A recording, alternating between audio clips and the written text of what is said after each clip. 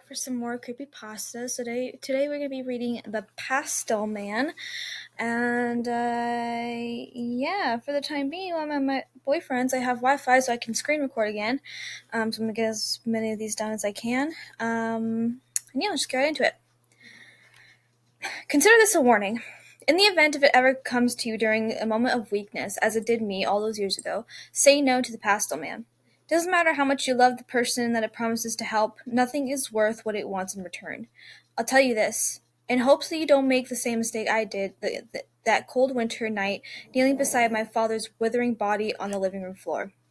It was 1997 when I first encountered the creature, and ever since not a day has gone by where its awful face hasn't haunted my thoughts.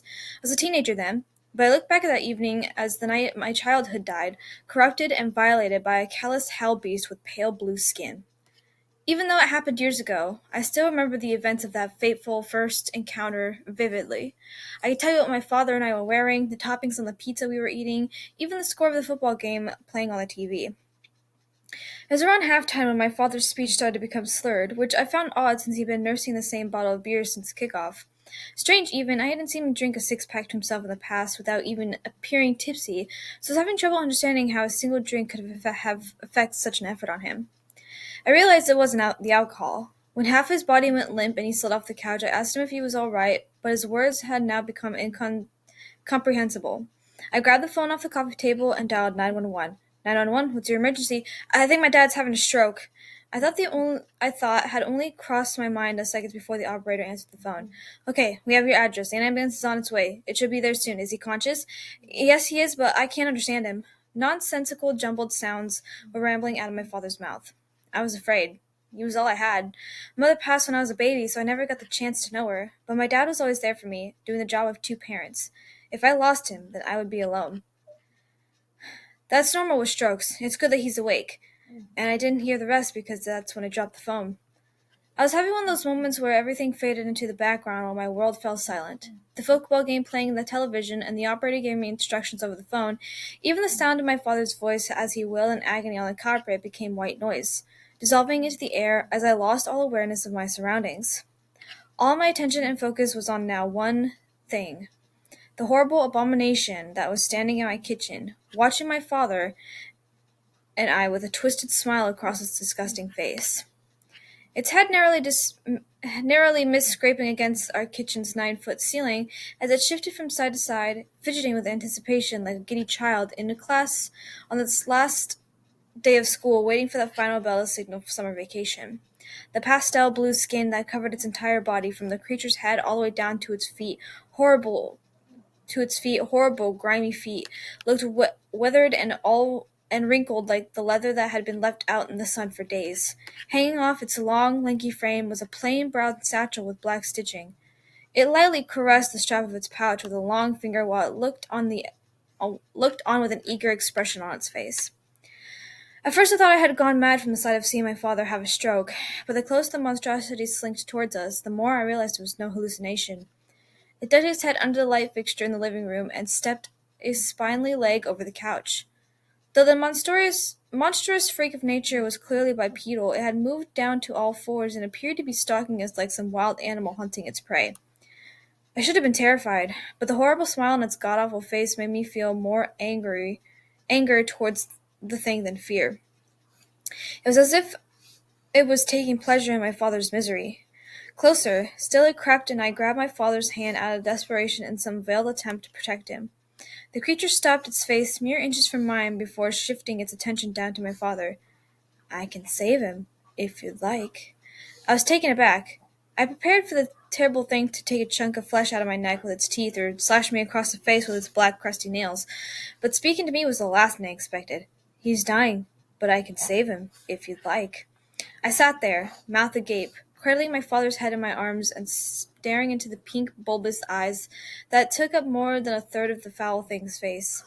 I remember thinking that they reminded me of Easter eggs, a bizarre connection of my mind to make given the situation. It stood back up on 2 feet, and once again I reminded just how imposing the creature really was. It told me its name, which I dared not repeat, because it also explained that speaking its name is the best way to summon the beast. For the remainder of the story, I referred to this entity as the Pastel Man. just a name I came up with due to the pigments of its skin and the light shade pink that was the color of its eyes. That, for some reason, giving the creature a silly name always helped me feel less afraid of it. Not much less, though. Finally, my mind had recovered enough from the shock to allow me to stutter out a few words. What do you mean you could save him? What I do is make deals, young man. Its voice was surprisingly angelic, like 1,000 choirs all singing in unison. If if one were to close their eyes while the creature spoke to them, they might imagine they were listening to a seraph, not a hideous monster that was sporting a depraved grin in my living room. However, its extraordinary voice only managed to make me feel more uneasy. It wasn't right that something so beautiful would belong to such a repulsive creature. The pastel man had gestured to its satchel. I have the ability to save your father's life, but you have to agree to a deal with me. What kind of deal? Everything happens for a reason, even death. Its mischievous smile widened just a bit as the creature was getting to the punchline of its joke. It's true that I can save your father's life, but someone must die in his place. One shall die, so another may live. That's the deal. I clenched my chest. Not you. What would be the point? No, I'm giving you the option to choose the person who'll be replacing your father this evening. I was stunned by what I was hearing. Are you deaf? The pastel man threw its head back and let out a terrible howl. It was only later that I'd come to realize that was how this wretched thing laughed. No, I am certainly not the Grim Reaper, although you aren't the first person to ask me that. I'm not the devil either, nor do I work for him. Let's just say I'm an independent contractor, shall we? Two tiny holes that lay in the center of its face, in the absence of a nose, flared in the satisfaction of its explanation. I could choose anyone? Well, not anyone. That wouldn't be very fun, would it? I could see the rows of shark teeth hiding in its mouth as it separated its lips to speak. Your father's replacement must be someone else in your life. I'm not a murderer. My voice was tiny. It barely escaped my mouth. I looked back down at my father, and he had lost consciousness and his skin was becoming pale. And I don't think I could kill anyone I know. You don't have to murder anyone, young man, the sly creature moving it to its final pitch. All you have to do is tell me who it is you want dead, and I will do the rest. Surely you must have someone you wouldn't mind out of your life. Teacher, ex-girlfriend, a rival at school, perhaps. There it was. I had fantasized about it many times, but never in my wildest dreams I would have ever acted on it. Everyone that was a person in their life who was toxic, someone who makes getting up in the morning more difficult, and I was certainly no exception. Walter Finnegan, I muttered under my breath. Who? Walter Flanagan. He's the guy at school who gave me this. I lifted my shirt and showed in the handprint-shaped bruise on my chest that had Walter given me during one of his infamous hazing sessions in the locker room earlier that week. He's been shoving me to lockers and beating me up since I was a freshman. The faculty doesn't do anything since he's the best football player in history of our school. He's a five-star recruit going to a huge college next year. ESPN even did a piece on him. Ah! The pastel man began to snicker to itself. It somehow widened its enormous pink eyes even more, then crouched back down to get face to face with me again. What fun is being a king without serfs to torment, eh? Well, I'm tired of being tormented, so just go and kill him before I change my mind. The pastel man shot a massive hand out and wrapped its long fingers around my face. The grin that I was wearing since I first laid eyes on it had now been replaced by a scowl. You do not tell me what to do, are we clear? I nodded sheepishly. The grip on my face was so tight I understood then and there that if it wanted to, the creature could have easily snapped or crushed my neck like a skull of eggs. Good, because it is not so simple, young man. There are steps that must be taken. Steps? Yes. Playful smirk once again returned to the pastel man's face. You will have to be present while this Walter Flanagan dies. In fact, I need you to summon me, or else I can't complete my end of the bargain. Get the boy alone, and speak my name. You must watch him die by sunrise, or else you'll be violating the terms of our agreement. So, do we have a deal? I nodded again, and the monster released its hold on my face before snatching my hand. Its giant paws swallowed my palms as we shook to cement the deal. Excellent. With this handshake, our deal is binding, young man. I watched curiously as the pastel man reached into its satchel and fumbled around until it found what it was looking for. In between its repugnant fingers, it held a strange-looking insect about the size of a quarter. The bug buzzed its wings in an attempt to flutter away, but could not escape the pastel man's grasp. With its other hand, it pushed down my father's jaw in order to open his mouth. What are you doing? I asked, but the pastel man didn't answer. It then violently stuffed the insect in my father's mouth, jamming it down his esophagus with its filthy fingers. The pastel man rose once more to its feet. There, the deed is done. Your father will now recover in full. Now it's your turn. Remember, the boy dies by sunrise or the deal is off. It turned its back to me and began to slither away. What if I change my mind? I asked. The creature stopped almost mid-stride and twisted around. Again its smile had been supplanted by an awful sneer. I felt even less safe when it was holding my face in its vice grip earlier. My father's health has already been restored, so someone must replace him. One must die so another shall live. That was the deal. If you fail to complete your end of the bargain, then that someone will be you. Believe me when I say this, young man, I don't need to be summoned once our deal has been broken. I will come for you. That is a promise. And when I do, you're going to wish you had never crossed me. With that, it continued out the kitchen and through the back door. I chased after it, but by the time I got outside to the backyard, the thing had disappeared. It was then that I spotted lights of the ambulance as it pulled up across the street from my house. I flagged down the EMTs and led them to my father. It wasn't difficult to find Walter. I knew exactly where he was going to be, but I completely lost track of time while waiting to hear from my dad's father in the ICU. I had hurried to Eddie Gillen's house. Eddie's parents were out of town, and he had been talking all week at school about the rager he had planned throwing. And there were two things I knew about Walter. Eddie was his best friend, and he never missed a party. It was somewhere around 3:30 a.m. when I pulled my car up to Eddie's. I had parked a little down the street so I wouldn't be spotted because I had gotten held up at the hospital. I feared that I had missed my chance to catch Walter. My concerns were alleviated when I saw his raised pickup truck still parked in the driveway. Another thought crossed my mind. What if Walter had gone too drunk and passed out? I tried to think of a way to get into Eddie's and get Walter alone enough for the Pastel Man to do whatever it had planned. Luckily for me, it wasn't too long before Walter stumbled out of Eddie's front door to climb into his truck. I let out a sigh, having just escaped potentially challenging problems. He pulled out and I followed behind, staying far enough away so that I wouldn't tip him off. He was drunk, even from the distance I was tailing him. I could see his truck was swerving in and out of the lanes. The Pastel Man otherworldly's voice played itself over and over like a heavenly broken record in my mind. You must watch him die by sunrise.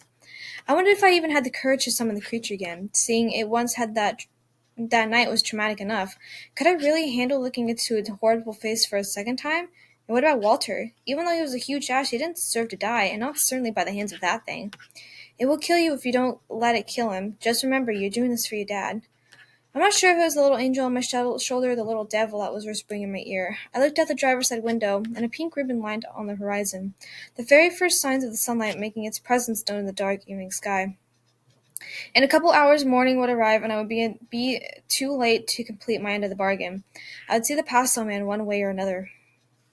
Walter lived up in the foothills outside of town where some of the wealthier people owned homes. I had been there once for a school project, one where I did all the work and he ended up taking the credit. We had come to the part of the road leading towards his house that cut through a wooded area. I knew there would be no houses for a stretch, so I was decided that that was where I would make my move. I sped up until I was tailgating the truck, then flashed my brights and honking my horn. I was prepared to rear-end him in order to get him to stop driving, but it didn't even take that to get the job done. He must have been panicking. His truck started to swerve violently across the street before running off the road, sideswiping a tree, and coming to a complete stop. I pulled my car up behind him and hesitated for a moment. A glimpse of the creature's grin flashed in my mind, causing me to shudder. I got out of my car, but let the engine run and my headlights on. "Hey, Walter!" I shouted. Walter's door jerked open and he jumped out of the truck only to the ground below. "Sean the shithead?" He was confused, but clearly annoyed. Sean the shithead was the nickname he had affectionately given me on my second week of school. Within a month, he had my entire class calling me it. "You think this is funny? I'm gonna fuck you up, you little bitch!" He stormed towards me with both fists clenched. Again, doubts crossed my mind about whether or not I could pull the trigger. Guilt began to pump through my veins. Walter's life was about to end, and it was going to be because of me. Memories sorted through my consciousness, all after-school beatings I took in the hands of Walter, the Pastel Man's wicked smile, the look on my father's face as he kicked and screamed on the living room floor. Finally, those words spoke through that unnerving, angelic voice of a terrible monster. "One must die, so another shall live." Walter was moving closer. It was now or never. I had to choose whether or not I would summon the beast before the decision was out of my hands. I shouted the Pastel Man's real name out in the burst of emotion and aimed directly at the star football player. Walter paused for a moment, looking at me in confusion, then recollected himself and proceeded towards me again. The Pastel Man was nowhere to be seen. For the second time that evening I wondered if I had gone insane. Could everything that happened to me that night been in my head? Was that even real? Was my father even sick? Again, I repeated the thing's name in an effort to summon it, but it did nothing to hinder Walter's pursuit of me. He violently shoved me against the hood of my car and grabbed a hold of my shirt collar and spun me around. Walter raised its fist to hit me, and I winced, put my hands up in order to prepare for impact. But he never struck me. It was only when I opened my eyes that I realized I wasn't crazy. Walter's face was white. His mouth hung open just as mine had when I first caught the sight of the Pastel Man's earlier that evening. I turned my head to see that unmistakable, long, lanky body slink out of the shadows and in front of my car headlights. Its face still wore that warped smile, and I knew just beyond those thin lips was a mouth full of tiny daggers capable of tearing muscles from bone. Neither Walter or I said a word. I think I might have been almost terrified as him. My stomach began to feel sick as Pastor Man stalked even closer. I didn't look at Walter's face. How could I? The boy was about to die at the hands of this horrible monster, and it was my fault. I didn't have to summon it. I didn't have to shake its hand. I'm sorry. I truly was, and I still am. I hadn't taken my eyes off the Pastel Man, but I think I had more to do with not being able to look Walter in the face than fear for my own life. Walter said nothing. My car's headlights fell on the creature's face, and now we could both see it clearly. The Pastel Man's large pink eyes seemed to glow brighter in the light of the headlamps. Walter let go of me and made a break for his truck, but the hell beast pounced on him with a surprising amount of speed and agility that I had not yet seen in his demonstrate. His screams were met with only apathy for the creature as it dug those filthy black fingernails into Walter's abdomen. I tried to look away, but the pastor man made sure I remembered our agreement. You must watch, young man. Don't forget we had a deal. I forced myself to look back at the massacre. The creature's smile had mutated from a mischievous to depraved. It looked as if it was deriving some sort of sick sexual pleasure out of the torture it was putting Walter through. Deeper still, it burrowed its long bony fingers into Walter's stomach. With a jerk of its heinous thing, yanked out its hands full of his intestines and dragged them across the ground as it approached me, flaring those holes on its face that filled in for a nose, and it clearly pleased with its handiwork. Is it over, then? I'm not sure if I was asking or begging the creature as the two of us faced each other in an empty street that night. The pastel man threw its head back once again and let out a revolting howl. Over? Oh, we're just getting started. I headed back towards Walter, who at the point was crawling along the ground, still trying to get to his truck, while his innards trailed behind him. The pastor man cut him off and snatched him off the asphalt, easily lifting him by the head with one hand. It toyed with him for a bit, forcing Walter to look into its hideous face. With its free hand, the creature reached into its satchel and pulled out a much bigger insect this time. It was different than the one my father had unknowingly ingested, both in size and in appearance. If the bug that the creature jammed down my father's mouth was the size of the quarter, then this one must have been as large as a golf ball. It was slimy. The mucus-like membrane that encased its body glistened in my car headlights. The pastel man dangled the nasty bug in front of Walter's face for a few seconds. Now be a good boy and open your mouth. Walter screamed. That gave the blue beast the opening it needed. It thrust the slimy insect in his mouth and passed his tonsils with its filthy fingers. I watched on as Walter gagged, presumably on the oversized maggot, as it made its way down his throat. Soon he began to turn blue. I could tell he was choking to death, and even though I wanted to save him, there was nothing I could do. A minute later, and the pastor man dropped his lifeless body to the ground. I examined the carnage for a moment, pondering over it as if it was a masterpiece in an art gallery. Then the demon turned away, retreating back towards the shadows, and disappeared into the night without saying a word. I stood there in the road, looking at the scene and still feeling sick to my stomach from what I had just witnessed. I don't know what I expected to happen from the deed that was done. There was no explosion, no brilliant light show where I could watch Walter's soul either dragged down to hell or sent upwards to the heavens. Just a dead boy in the road, a dead boy and his murderer. The pastel man was the gun, but I pulled the trigger. In a way, though, there were two dead boys in the road that evening. I knew that I didn't have time to dawdle. At the moment, a car could have come driving down the street and found me standing in the middle of that massacre. I sprinted back to my car and sped down the street towards town. The coroners attributed Walter's death to a drinking and driving accident, although there was understandably a lot of suspicion regarding the odd circumstances ever surrounding his demise. The autopsy revealed no evidence of the slimy bug that Pastel Man had placed in Walter's throat, and the town was devastated. I remember a candlelight vigil was held in his honor. A couple of big news outlets covered his death because of Walter's status as an elite college football recruit. My father made a full recovery, and just a couple of days after his stroke was released from the hospital. I would go on to graduate high school and meet the love of my life at the very first semester of my university. Her name was Diana, and she was the most beautiful girl I had ever seen. We married shortly after college, settled down, and had a wonderful baby boy named Matthew. However, I'd never forget the hand I played in Walter's death. I have carried the guilt with me since the events of that night. No matter how much I wanted to, I couldn't forget.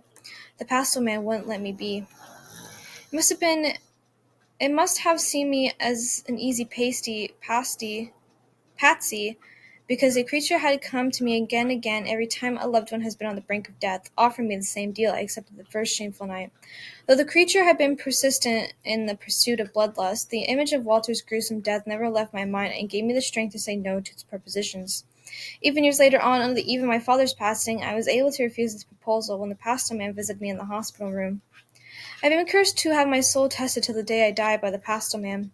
A test for years I was able to preserve, though, until one evening where my life began crumbling down and once more the creature took advantage of me in the moments of weakness. Diana and Matthew were on their way back from the airport after visiting my in-laws. I was swamped at work and had to pull an all-nighter in order to finish the project by its deadline, so my wife had hailed a taxi rather than to ask me to pick me up. It was around midnight, and I was alone in the office when I got a call from the police department. They told me a drunk driver had collided with the cab on the highway coming back from the airport. My wife and the cabbie were killed on impact, and my son was in critical condition. I sat there at my desk, unable to move or formulate a coherent thought. It's then I realized I wasn't by myself in the office anymore. Perched atop of my boss's desk was the pastel man. The abhorrent smile still painted across its nasty, wrinkled face. It didn't need to make me an offer. This, I believe, the creature knew already. "Can you save them?" I asked. "Yes and no." "What do you mean? Just spit it out." The pastel man's smirk disappeared, and I could tell I was not pleased by my tone of voice. Memories of the vice grip it had on my face the last time I demanded something from the creature bled into my consciousness. Perhaps I realized that I was past points of threats because instead of lunging at me, the creature had done in the past, it decided to clarify from its cryptic response. "I cannot pull someone back from its death clutches, only to save them before it gets a hold of them. Your wife is dead. Now you make peace with that. Your son's life, on the other hand, can be savaged. For a price, of course." I racked my mind, and I couldn't think of a single person in my life who deserved to die at the hands of that pale blue monstrosity. Even someone as awful as Walter didn't deserve the gruesome fate he had received the night due to my poor decisions, but my son was all I had now, and he didn't deserve to die either. Not because someone else had made a poor decision that evening and got behind the wheel of a car they were too intoxicated to drive. The pastel man's glorious voice filled the room again, and I seemed to hear it from all directions. "The drunk driver that crashed into your family's cab is still alive and in the very same hospital as your son. Why not him?" For the first time that evening, I looked into its large pink eyes of the creature. "You said it had to be someone I know." "Semantics. It just needs to be someone who directly impacted your life. The moment he drove that car into your wife and son's taxi, he became a candidate." The pastel man flared tiny holes on its face with glee, as the way it always did when it's content with itself.